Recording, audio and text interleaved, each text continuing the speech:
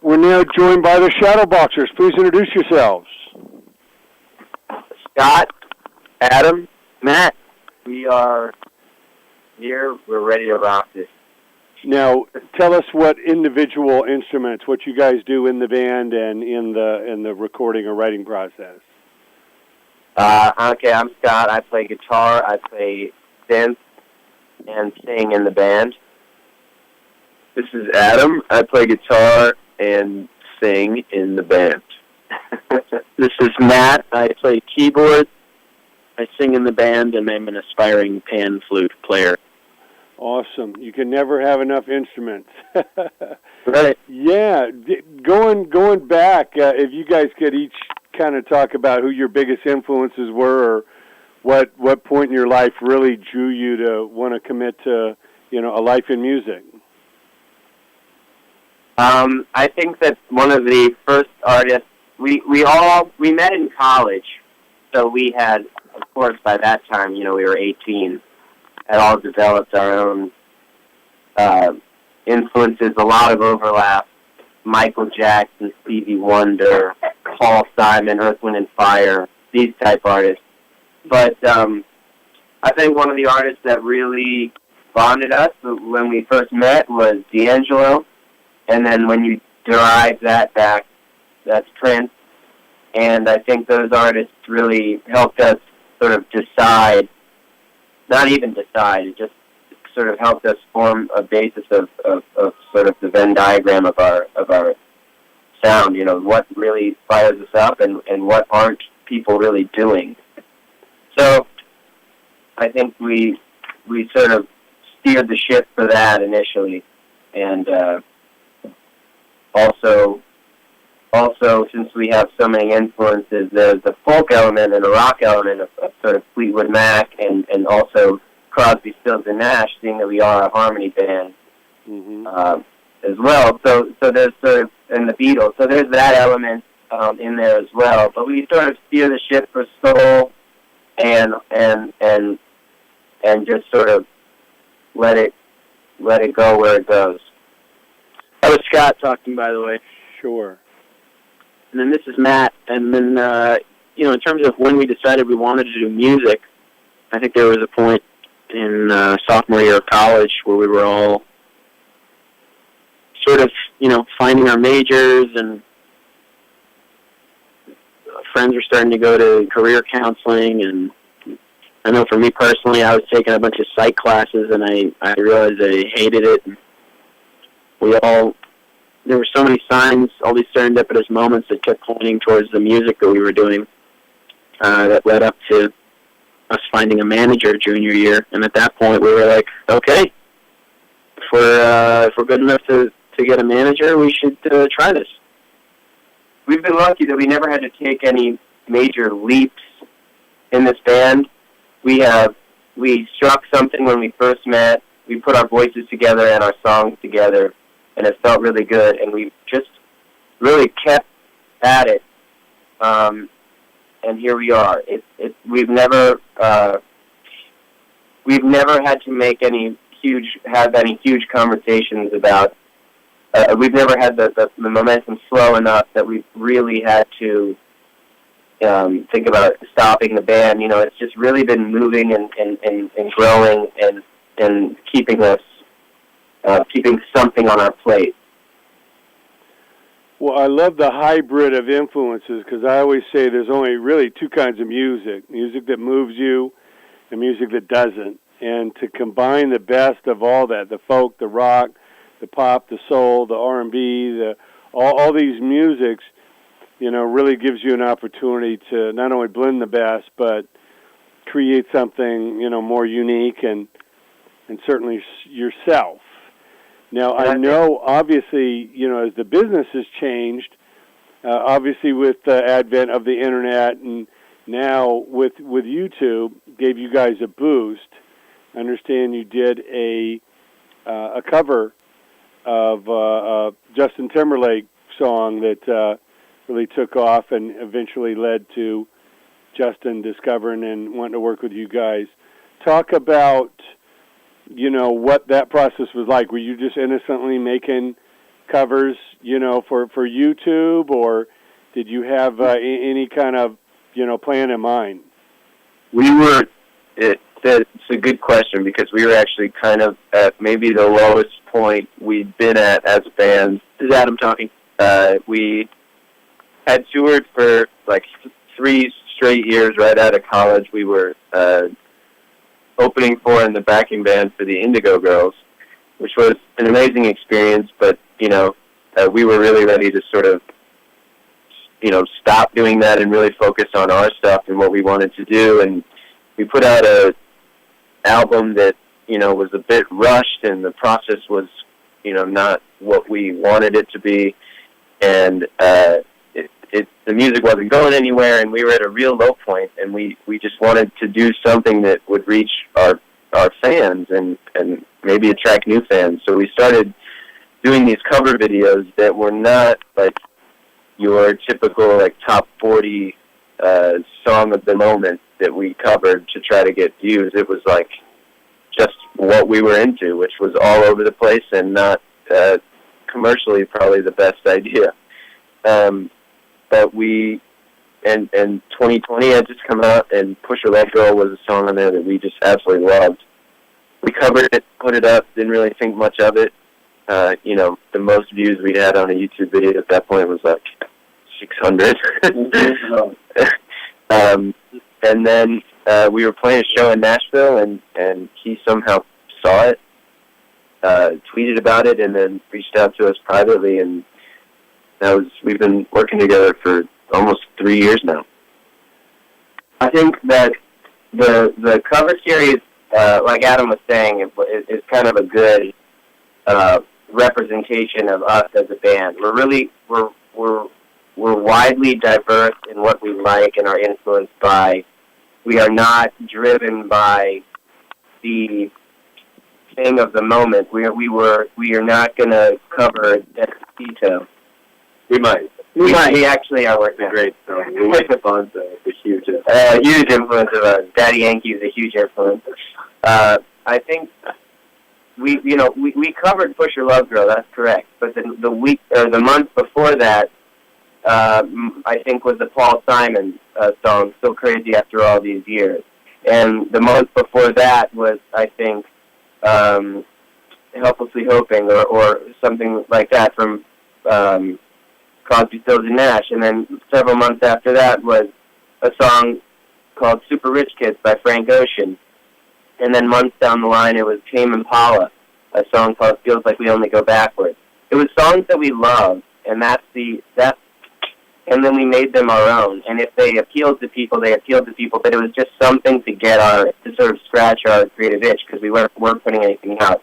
And the fact that Justin saw that and wanted to work with us is sort of validation that quality wins out, and you don't have to sort of aim for just how many numbers can you get. It was really validating and motivating, because we could stay the course of what we love to do, and the biggest pop star in the world gave his approval. Because we had a whole conversation with him about how he didn't just get in touch with us because we did a nice cover of his song.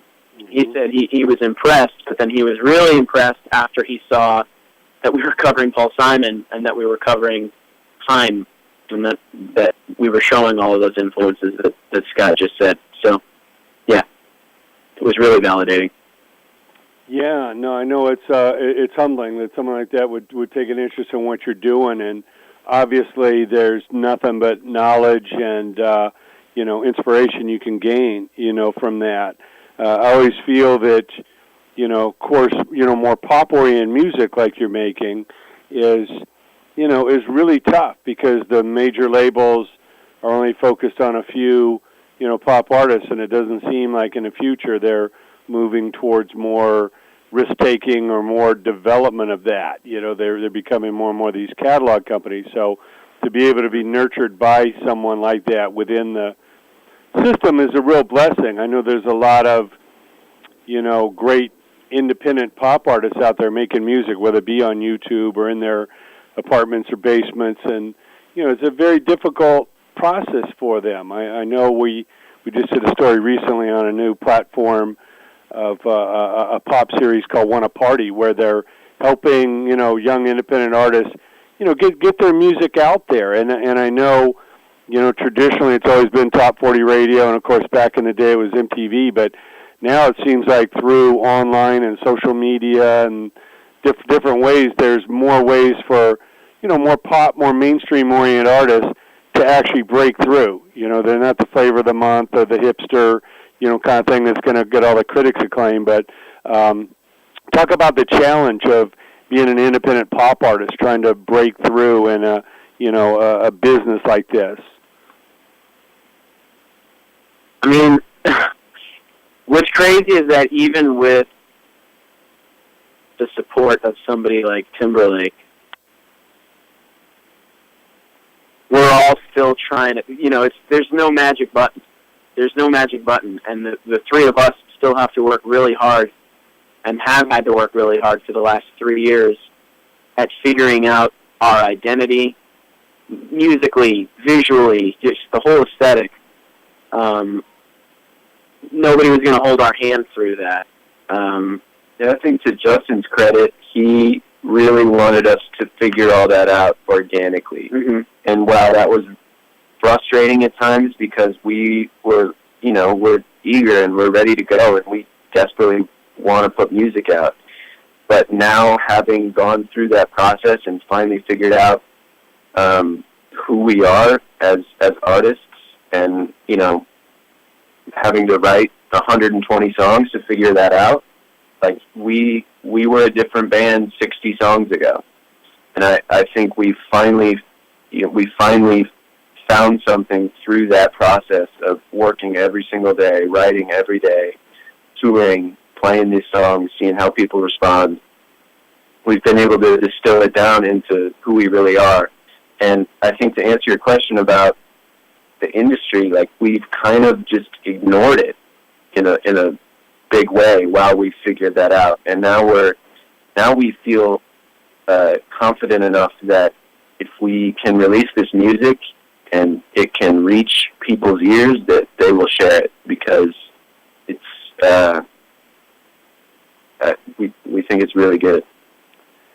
Yeah, well, we talk a lot about the tortoise and the hare. If you've got great music and you believe in what you're doing and you're developing, it's not necessarily the first one that gets out there or the one that gets the big flash. It's the ones that consistently, when you're talking about a Paul Simon or Justin or any of these people, Michael Jackson or Prince, it wasn't the one hit and gone or the big splash. I mean, it took Prince 4 albums to break through to Purple Rain status, and a lot of, industry people these days would never get a 4th album to have that chance. So independently, obviously, there's opportunities to kind of grow at your own pace and kind of be in that marathon as opposed to the sprint, like how many units you sell in the first week, kind of pressure, So I know you guys have kind of a blending of the two with kind of an independent team and certainly with Justin's support. But now you're in this, bigger structure, with a major label, distribution and marketing team. How do you, adjust accordingly, to deal with with the bigger tem or the bigger promoters, being that you're, mainly focused on your music, but now you have to kind of play the game with, all the press and the hoopla, that surrounds the bigger industry.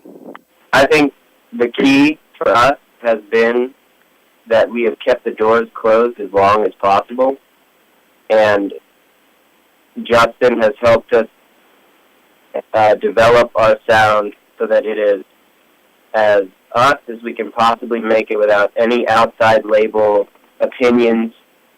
It's been the three of us, our producer, K-Top, and Justin, have helped us form this sound. And Justin also is really insistent upon us being a band. He wants us to be with our bass player and drummer. He's seen us play live now 4 or 5 times. He loves the fact that we are a real band that can really play these songs live and sing them live and perform them live. And so we have focused really on that step first. Now, now that we have that and feel really confident with it, we understand that it's a business and we have to play the game a little bit. So we are unsigned right now to major labels, but we have been entertaining some offers, but we're not jumping at anything because we really feel like we have something special, and the quality and the songs will speak for themselves. So we know we're in 2017, and there's a certain set of rules and aesthetics that we are playing to. We just feel like, and because Justin has done it his whole career, and he's really imparting this on us, that if we are ourselves and just really act and perform these songs confidently with our personalities, and with all the refining that we've done behind closed doors, then the music will speak for itself, and I don't think we really have to concern ourselves with trying to blend it into anything else. Yeah. Well, that's certainly a great way to grow, to be independent and, know that you're not forced to take these situations that don't feel right, and organically this bigger team, this bigger momentum, will happen. I think that's going to result in more pure, music, for the fans, and that's really what matters. Tell us a little bit about your single, Build the Beat, what that's about, and what you're most proud of achieving with that so far. It's interesting because we released that song, Build the Beat and Woman Through the Wall, because at the time we still are. We love those songs. We're proud of them. We wanted to give fans something because we knew we were going to be recording other music, but that we weren't going to be able to get them that music for a long time. And I kind of wish we'd released another song or two in that sort of style, because I think it's a really good bridge between where we were on our first record and where we're going with this new music that we're really excited to release. It sort of shows which direction.